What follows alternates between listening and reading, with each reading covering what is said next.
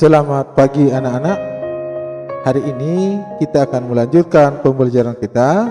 Namun sebelumnya, mari kita berdoa dengan ajaran agama dan kepercayaan masing-masing. Berdoa dimulai. Berdoa selesai. Hari ini kita akan belajar tema 8 tentang bumiku, subtema 2 bumiku dan musimnya, pembelajaran yang kelima.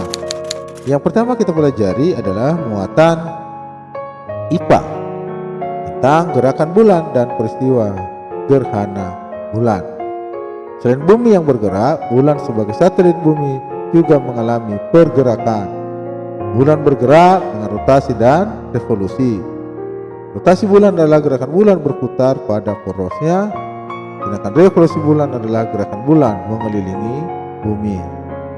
Bumi bersama bulan juga mengelilingi matahari. Waktu yang dibutuhkan bulan untuk rotasi hampir sama dengan waktu revolusinya. Oleh karena itu, penampakan bulan yang dilihat dari bumi selalu sama, dan setiap bulannya penampakan bulan berubah-ubah jika dilihat dari bumi. Ini yang dinamakan fase-fase bulan. Fase bulan dipengaruhi oleh posisi bulan, bumi, dan matahari. Salah satu dampak dari gerakan bulan adalah peristiwa gerhana bulan. Gerakan bulan yaitu saat posisi matahari, bumi, dan bulan pada satu garis lurus. Bulan akan terkena bayang-bayang gelap bumi karena matahari terhalang oleh bumi. Bayang-bayang gelap bumi dibedakan menjadi dua, yaitu umbra atau bayang-bayang paling gelap dan penumbra atau bayang-bayang lebih terang. Nah, perhatikan proses terjadinya gerhana bulan berikut ini. Ada ketika bulan berada di posisi umbra. Ya, jadi di sini. Ini bulan. Jadi itu terjadi gerhana bulan total. Ya, kalau di umbra terjadi gerhana bulan total. Kemudian ada dikala bulan berada di penumbra, dikatakan gerhana bulan sebagian. Jadi kalau di penumbra ini dia ada, ya, itu namanya gerhana bulan sebagian. Ya, sekali lagi, posisi bulan di penumbra maka dikatakan gerhana bulan sebagian. Ya anak-anak ya, paham ya itu ya. Nah, sekarang kita akan melanjutkan muatan bahasa Indonesia. Menjelaskan informasi dari peta pikiran. Peta pikiran disebut juga mind map. Biasanya digunakan untuk membantu dalam memvisualisasi materi dan aktivitas belajar secara kreatif dan atraktif. Bentuk peta pikiran dalam menyajikan informasi dapat berupa diagram, kata kunci, gambar, simbol, dan warna. Tujuannya agar materi dapat dipelajari dan diingat secara mudah. Ada beberapa hal yang dapat dijadikan pedoman dalam menyusun peta pikiran. Di antaranya, membaca keseluruhan informasi pada teks bacaan yang ingin dijadikan peta pikiran. Yang kedua, tentukanlah informasi utama yang ingin dikembangkan. Yang ketiga, mencatat kata kunci dari informasi yang ingin dikembangkan. Keempat, kembangkan peta pikiran yang kamu buat menggunakan gambar, simbol, warna, maupun diagram sesuai ide dan kreativitasmu. Nah, di sini ada contoh yang Bapak buat. Perhatikan peta pikiran berikut dengan saksama. Nah, ini judulnya pembuatan garam laut. Ya, ada diagramnya di bawahnya ada dua. Yang pertama, cara membuat garam laut dan manfaat garam laut. Nah, ini yang dimaksud dengan peta pikiran. Ini sudah bolak-balik kita pelajari. Nah, sekarang kita akan membuat dua paragraf dengan kalimat sendiri mengenai informasi yang ada di peta pikiran tersebut. Nah, sekarang Bapak akan coba buat, ya.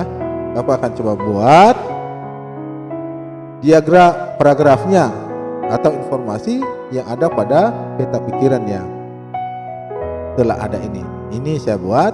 Yang pertama tentang cara membuat garam laut. Nah ini ya, alinea pertama. Garam laut merupakan jenis garam yang didapat dengan menguapkan air laut atau air laut yang memiliki kadar garam yang tinggi.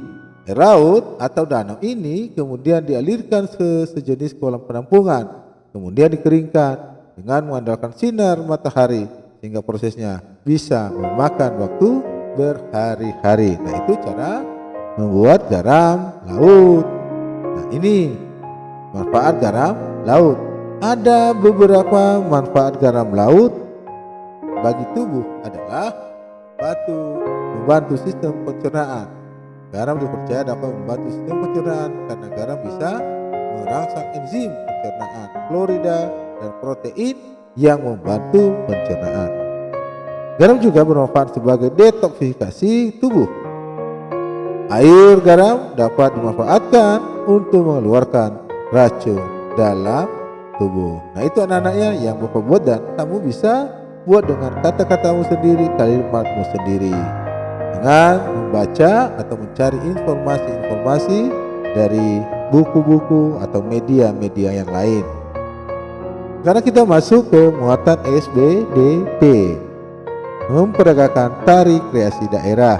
Ini juga kita sudah kemarin sudah belajar ya di subtema sebelumnya. Nah, salah satu tari kreasi daerah adalah tari kupu-kupu. Ini sudah kita pelajari kemarin. Yang kedua, tari kupu-kupu berasal dari daerah Bali. Tari kupu-kupu biasanya ditampilkan secara berkelompok. Gerakan tari kupu-kupu apabila dilihat akan tampak seperti kupu-kupu yang sedang terbang. Pakaian yang dipakai oleh penari terlihat warna-warni hingga menambah kesan yang harmonis.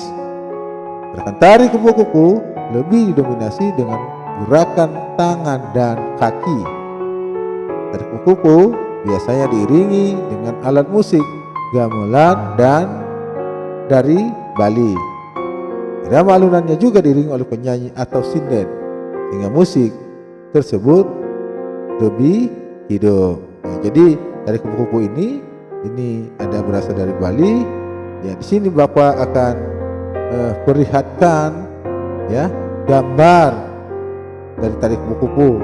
Gerakannya nanti bisa kamu lihat di YouTube ya, bagaimana gerakannya. Ini gambar ya, ada 2 gambar yang Bapak perlihatkan di sini. Nah, itu tadi ya, gerakannya ada ya tertumpu pada tangan. Nah, coba dilihat tangannya ini ya, tangannya, jarinya. Nah, ini kaki ya, tertumpu pada tangan dan kaki. Ya, begitu juga di gambar ini, coba lihat tangannya, dan ini kakinya. Jadi gerakan tari kupu-kupu ini gerakannya tertumpu pada tangan dan kaki. Ya anak-anaknya, demikian anak-anak yang bisa saya jelaskan pada hari ini. Dan kita ada tugas. Yang pertama, baca dan pahamilah halaman 82 sampai 89. Yang kedua, kerjakan halaman 83, 85, 86. Dan yang paling penting nomor 3 ini, jangan lupa melaksanakan protokol kesehatan 3M, memakai masker, mencuci tangan, dan menjaga jarak. Demikian pembelajaran kita hari ini. Sekali lagi kurang lebihnya Bapak minta maaf. Namun sebelum kita akan berpisah, mari kita berdoa sesuai dengan ajaran agama dan kepercayaan kita masing-masing. Berdoa dimulai.